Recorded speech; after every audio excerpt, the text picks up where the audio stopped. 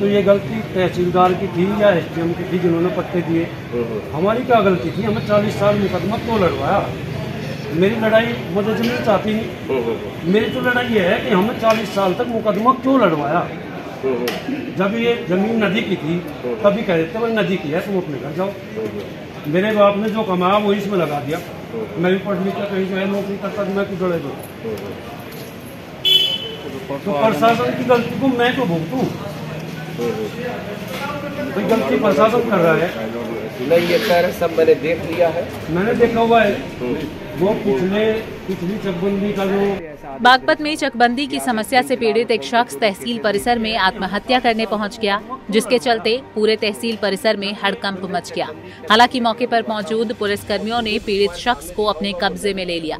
वहीं सूचना मिलते ही एसडीएम भी मौके पर पहुंच गए और पीड़ित को समझा बुझाकर पूरे मामले की जांच के लिए 2 दिन का समय मांगा। तो ये गलती तहसीलदार की थी या एसडीएम की थी जिन्होंने पट्टे दिए? हमारी क्या गलती थी? हमें 40 साल मुकदमा क्यों लड़वाया? मेरी लड़ाई मुझे जमीन चाहती नहीं। मेरी तो लड़ाई ये है कि हमें 40 साल तक मुकदमा क्यों लड़वाया? जब ये जमीन नदी की थी तभी कह देते भाई नदी की है, तुम अपने घर जाओ। मेरे बाप ने जो कमाया वो इसमें लगा दिया। मैं भी पढ़ लिख कर कहीं जो है नौकरी करता तो मैं क्यों जड़े दूँ?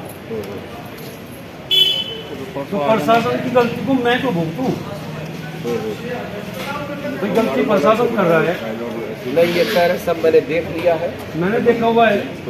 वो पिछली चकबंदी का जो सुनो भाई, मैं गरीब हूँ तो मैं नदी का जमीन हमारे नाम कर दूं, इसका मतलब ये थोड़े हुआ नहीं, मैं नदी की जमीन अपने नाम करा। तुम आओ, तुम परसों आओ, सारे चकबंदी के अभिलेख लेके मैं बुलवाता हूँ और तुम्हें भी तुम्हारे सामने दिखाऊंगा वो नदी की तालाब की है या नहीं। यदि वो जमीन नदी की है मूल रूप से, ठीक है ना, तालाब की है, तो इस पर सुप्रीम कोर्ट का आदेश है। तो इस पर आदेश ना हमारे कमिश्नर साहब कर सकते हैं, ना डीएम साहब कर सकते हैं, ना मुख्यमंत्री साहब कर सकते हैं। लेकिन तुम छोड़ो, हो गया, तुम आके देख लो कागज ना, ये सही है कि गलत? तो नदी है, मैं बताऊंगा। तहसीलदार दरअसल चकबंदी समस्या से जुड़ा मामला बामनोली गांव निवासी महेश पाल का है। इसने 2 दिन पहले ही प्रधानमंत्री के नाम एक शिकायती पत्र भेजते हुए इच्छा मृत्यु की मांग की थी। साथ ही ये भी चेतावनी दी थी कि वो शनिवार को तहसील पहुंचकर आत्महत्या करेगा। हालांकि पुलिस कर्मियों ने उसे आत्महत्या करने से रोक लिया। पीड़ित महेश पाल का आरोप है कि उनके दिवंगत पिता रामपाल को साल 1976 में नसबंदी कराने पर सरकार की ओर से 5 बीघा कृषि भूमि का पट्टा दिया गया था, जिस पर 1 साल तक परिवार ने खेती बाड़ी की। इसके बाद गांव के ही लोगों ने उस पर कब्जा कर लिया। इसके बाद 1983 में परिवार की माली हालत देख ग्राम प्रधान रहे निरंजन सिंह ने परिवार के नाम 3 बीघा भूमि का पट्टा उन्हें दे दिया, लेकिन कुछ दिनों के बाद उस पर भी कब्जा कर लिया गया। महेश पाल का कहना है कि पट्टे की अधिकतम जमीन को नदी की जमीन घोषित कर दिया गया है, जबकि वो पिछले 40 साल से जमीन का केस लड़ रहा है। और उसके बाद पट्टे कर दिए।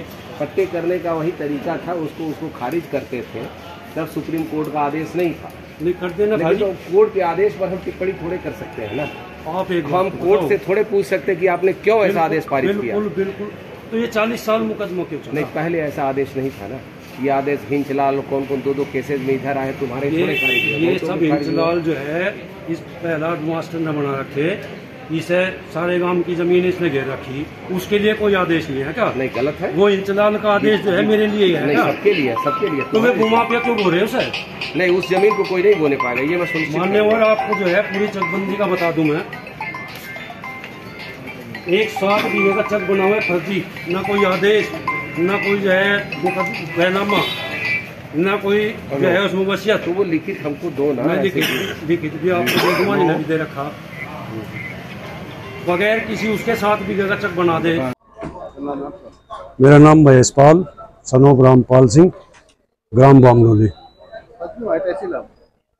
तहसील हम इसलिए आए हैं, 40 साल पहले प्रशासन ने मेरे पिता के गले में एक मुकदमा डाल दिया और 40 साल मुकदमा चलवा के अब ये कहे जमीन है नहीं। जब जमीन नहीं थी तो वो मुकदमा किस चीज पर चला? जो जमीन मेरी थी उसे कहे कि नदी है, मेरे लिए तो वो नदी होगी और भूमाफियाओं के लिए वो जो है खेती की जमीन है। गांव में 900 बीघे बंजर थी प्लस 200 बीघे अब बचत आई। ये जमीन कितनी थी आपके हिस्से में और किसने दी थी? ये दी थी जी एसडीएम बड़ौत ने, नहीं एसडीएम उस टाइम सरदाना था, एसडीएम सरदाना ने, और तहसीलदार ने उस पर आदेश किए थे कृषि योग भूमि में दर्ज करके। कितनी जमीन? 8 बीघे जमीन थी जी। अब क्या स्थिति है इसकी? अब स्थिति है मुझे 1.5 बीघा जमीन दी गई, 6.5 बीघे जो है भूमाफिया को दे दी।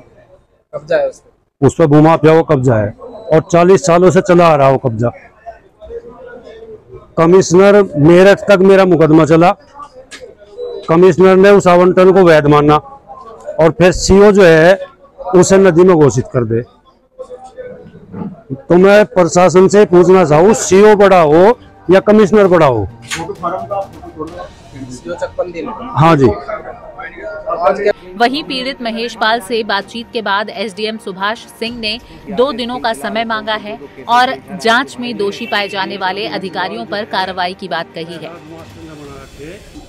इनका ये कहना है कि इनको एक पट्टा दिया गया था और वो पट्टा निरस्त हो गया है और वो पट्टा नदी की भूमि का था, इस कारण निरस्त हो गया है। अब इनका ये कहना है कि उसे पुनः मेरे नाम किया जाए, जबकि हाई कोर्ट सुप्रीम कोर्ट से आदेश है कि जो तालाब है, नदी है, इनकी जमीन पर किसी के भौमिक अधिकार उत्पन्न नहीं हो सकते हैं। तो फिर अपना परसों जो हम पूरे चकबंदी स्टाफ को बुलाए हैं, सारे पेपर जो भी जिसकी समस्या 3-4 लोग आए थे उनको दिखा दिया जाएगा।